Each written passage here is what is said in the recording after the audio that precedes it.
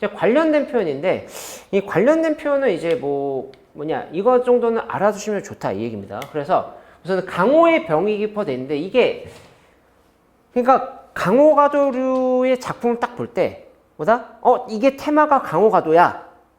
딱 여러분들이 파악을 했어. 그럼 뭐다? 해석을 그 강호가도류에서 어떻게 범위 안에서 범주에서 해석하면 된다는 얘기예요.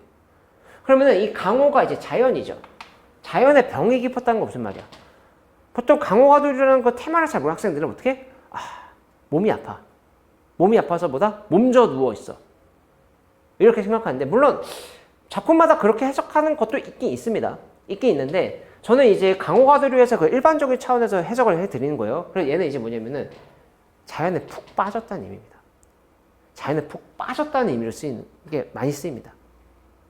뭔 말인지 알겠죠? 요거. 그래서 얘는 좀 알아두시고, 그 다음에 산옥, 노옥 넣어놨는데, 이 옹자가 뭔지 알아요? 옹자? 이 옹자는 알아두셔야 될 한자입니다. 쓰세요. 늙은이 옹자입니다. 그리고 늙은이 옹자.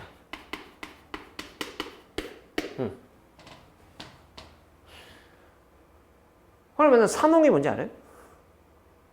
산에 사는 늙은이란 얘기입니다. 산에 사는 늙은이. 그 다음에 여기는 빠져 있는데 그게 있어요. 어옹이란 것도 있어요. 어옹.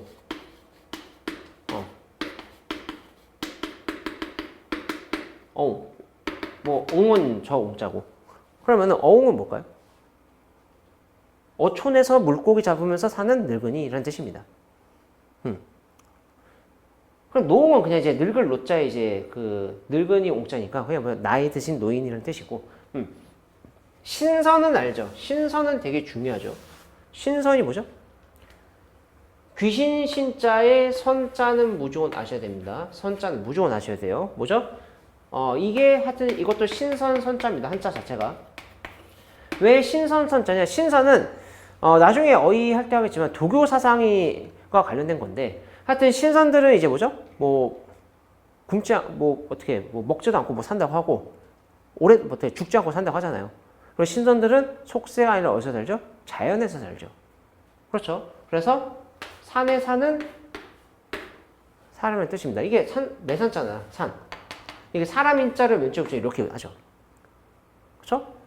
그래서 신선 선자예요. 여기. 그러면은 요거를 이제 왜 넣어놨냐면 산옥, 노옥, 신선 왜 넣어놨냐면은 다 그렇다는 거 아닌데 보통 화자 자신. 그러니까 여기에서의 그 화자는 뭐냐면은 강호가도하면서 자연에 응가하면서 사는 자기 자신을 말하거나, 아니면 자기 자신이 아니어도 그 강호가도를 위해서 어떤 사람이 자연에 응가하면서 사는 모습을 보여주는 작품도 있습니다. 내 자신이 아니라 다른 사람이. 그럼 내 자신이든 다른 사람이든 간에 하여튼 강호가도하면서 사는 사람을 이런 식으로 많이 표현합니다. 이런 식으로. 그래서 화자 자신은 어떻게? 강호가도하면서 사는 사람.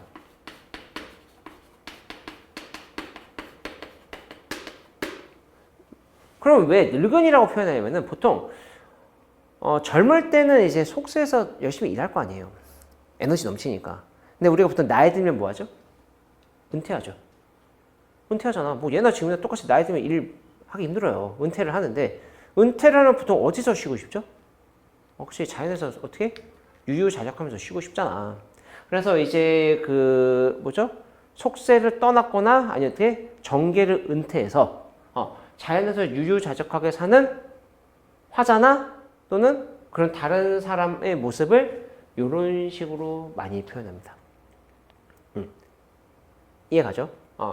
그래서 산옥, 노옥, 신선은 보통보다 강호가도하는 사람 또는 강호가도하는 화자 자신을 빗대서 표현하는 경우가 많습니다. 그 다음에 이 물외는 별표 쳐야 돼요. 이 물외. 이 한자가 무슨 물자입니까? 물질물, 물건 물자죠. 그럼 외는 뭐예요? 외. 바깥외자죠. 그럼 뜻이 뭐야? 우선 직역하면 뜻이 뭐예요? 직역하면? 물외가? 물질, 물건의 바깥이라는 얘기네? 그럼 이게 무슨 말이냐? 우리 물질, 물건들, 이런 것들 있죠. 그렇죠? 물질적인 것들은 자연이랑 관련 있어요? 속세랑 관련 있어요? 속세랑 관련있잖아. 그치? 속세가 물질적인 풍요로움이 있는 곳이잖아요. 그렇죠? 욕망이 가득한 곳이고. 그러니까 물외는 무슨 말이야? 여기서의 물은 그냥 단순히 물질을 가리킨 게 아니라 이 물은 여기서는 속세를 가리킨다 보시면 돼요. 속세. 그래서 속세 바깥이니까 어디야? 자연이지. 자연이죠. 그래서 자연을 가리키는 겁니다. 알겠죠? 자, 그래서 예문을 하나 가져와 봤는데, 봐요. 이게 여러분들이 해석을 할 수 있을지 모르겠는데, 볼까요? 인간의 풍우 다한이 돼 있죠.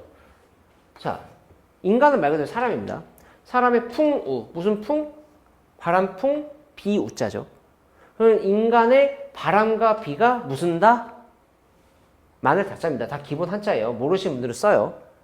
알겠죠? 많으니 무수일 머무느뇨 돼 있죠. 이 아래야 있는 방법은 이제 중세국어 번역하는 것과 관련된 건데 나중에 알려주겠지만 아로 발음한 게 기본인데 둘째 음절 이하는 으로 발음하시면 됩니다. 그럼 뭐다? 번역이 돼요. 봐봐. 머무느뇨 이렇게 되죠. 그렇죠? 그럼 봐봐. 인간의 풍우가 많으니 무슨 일로 머물겠느냐 이 얘기야. 머물겠다, 머물지 않겠다. 무슨 법? 무슨 법? 서리법이죠. 리냐까우. 그렇죠? 오모음 들어간 거잖아요. 리냐까우. 그러면은 머물겠다, 머물지 않겠다. 머물지 않겠다는 얘기야. 그렇지? 그러니까 여기서 인간은 그냥 사람이라 보시면 안 되고 사람들이 많이 있는 곳이 어디예요? 자연이에요? 속세예요? 속세잖아. 그러니까 속세를 가리킨 거야. 그런데 속세에 풍우가 많다는 게 무슨 말이에요? 그렇지. 해석을 해야지. 시련과 고난이지. 뭐 괴로움 뭐 이런 거겠죠. 속세를 쓸 때 그런 괴로움 이런 게 많으니 무슨 일로 머물겠냐 이 얘기예요. 머물고 싶다 안 머물고 싶다. 머물 생각 없다. 잠깐 봐봐. 물외 이제 물외가 문제겠죠. 자연입니다. 자연. 물외에 연하 족한이 돼 있죠. 그렇죠? 전형동로 족한이 돼 있죠. 만족하니 무슨 일로 아니 가리 돼 있죠. 이거 표현법 뭐죠? 무슨 일로 아니 가겠느냐. 리냐까우니까 얘도 서리법입니다. 서리법. 그럼 시문학 표현법 할 때 했지만 리냐까우 나오면 고전식은 거의 보다 100%라고 말할 수는 없는데 거의 95% 서리법이에요.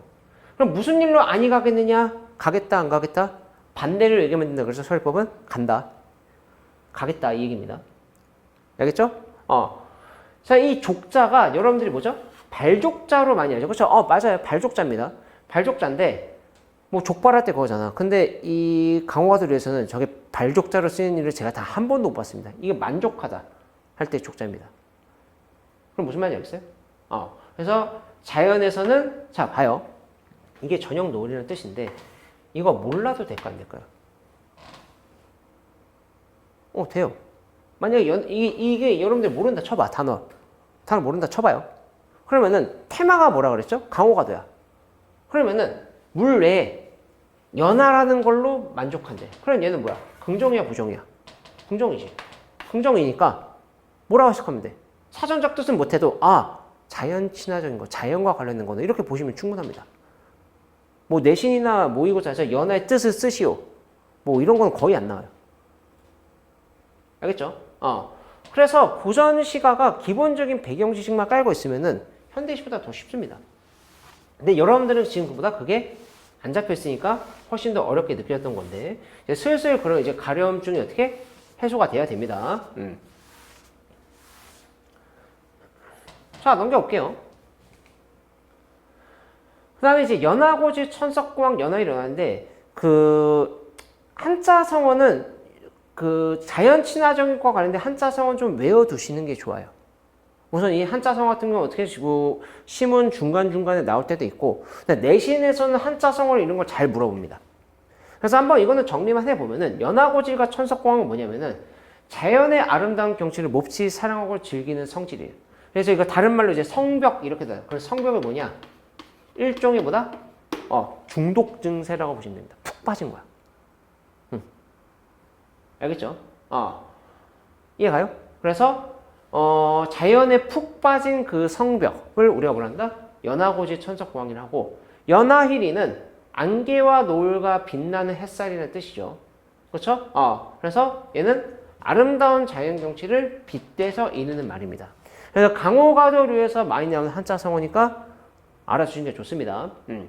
그 다음에 제가 아까 강호가도 처음 할 때 거의 대부분이 뭐랑 대비해서 나온다고 그랬죠? 그렇죠. 속세.